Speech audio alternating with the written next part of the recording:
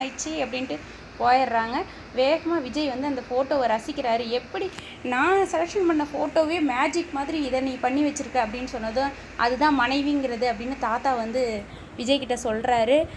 நீ வந்து ஒன்றை புரிஞ்ச விட நல்லா புரிஞ்சு வச்சுருக்கிறா காவேரி அப்படின்னு சொல்லும்போது விஜய் வந்து அப்படியே ரொம்ப மனசுக்குள்ளே வேதனையோட அப்படின்னு சொல்கிறாங்க.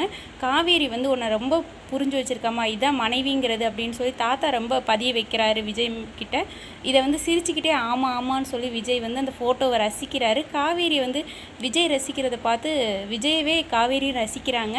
தாத்தா ரொம்ப மெய்மறந்து புகழ்ந்ததை கேட்டு தாத்தாவை வந்து ரொம்ப பாராட்டாதீங்க தாத்தா அப்படின்னு சொல்லி காவேரி சிரிக்கிறாங்க. விஜய் வந்து அந்த ஃபோட்டோ எப்படி நம்ம நினச்சது இவ நினச்சி நம்மளுக்கு பிரேம் போட்டு வச்சுருக்கிறா, நம்ம 2 பேரும் ஒற்றுமையாக தான் நினைக்கிறோம் காவேரி அப்படின்னு விஜய் வந்து மைண்ட் வாய்ஸில் காவேரி கிட்ட பேசுகிறாரு.